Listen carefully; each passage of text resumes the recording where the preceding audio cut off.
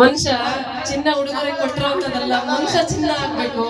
ಚಿನ್ನನ ನಾವು ಸಂಪಾದನೆ ಮಾಡ್ತೀವಿ, ಚಿನ್ನದ ಮನ್ಸನ್ನ ನಾವ್ ಯಾರು ಸಂಪಾದನೆ ಮಾಡಕ್ ಆಗಲ್ಲ. ಇವತ್ತು ಇಷ್ಟೆಲ್ಲ ಹೇಳ್ತಾರೆ ಅಂದ್ರೆ ನಾವು ಹೌದು ಬಾಳದಲ್ಲಿ ತುಂಬಾ ನೊಂದು ಬೆಂದು ಬಂದು ಜೀವನನ ಸ್ಟ್ರಗಲ್ ಮಾಡಿ ಕಟ್ಕೊಂಡಿರ್ತೀವಿ. ಅದೆಲ್ಲರೂ ಪ್ರತಿಯೊಂದು ಹೆಣ್ಣು ಕೂಡ ಕಟ್ಕೊಂಡ್ಲೇಬೇಕು. ಯಾಕೆಂದ್ರೆ ಒಬ್ಬ ಗಂಟು 3 ಗಂಟೆ ಹಾಕಿದ ತಕ್ಷಣ ಅವಳು ಕಟ್ಟಿ ಬೀಳ್ಲೇಬೇಕು, ವಿಧಿ ಇಲ್ಲ.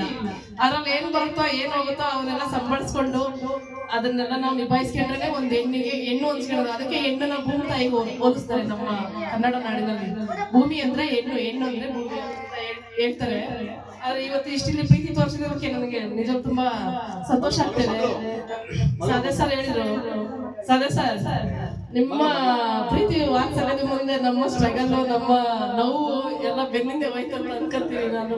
ಯಾಕೆಂದ್ರೆ ಇಂಥ ಸಮ್ಮುಖದಲ್ಲಿ ನಾನು ಇಷ್ಟು ಜನಗಳ ಎದುರಿಗೆ ನನಗೆ ಈ ತರ ಮಾಡಿ ನನಗೆ ಒಂದು ಸನ್ಮಾನ ಅಂತ ಮಾಡಿ ಇಷ್ಟು ಪ್ರೀತಿ ವಾತ್ಸಲ್ಯ ತೋರಿಸ್ತಾ ಇದ್ದೀರ ನನಗೆ ಯಾವತ್ತೂ ನಾನು ಆಭಾರಿ ಆಗಿರ್ತೀನಿ. ನಿಮ್ಮೆಲ್ಲರಿಗೂ ಅಷ್ಟೇ ಸದಾ ನಾನು ಚಿರಋಣಿಯಾಗಿರ್ತೀನಿ. ನಾನು ಈ ಪ್ರೀತಿಗೆ ಯಾವತ್ತೂ ನಾನು ಸೋಲ್ತೀನಿ. ಮನುಷ್ಯ ಹಣದಿಂದ ನಾವೇನು ಸಂಪಾದನೆ ಮಾಡಕ್ ಆಗಲ್ಲ.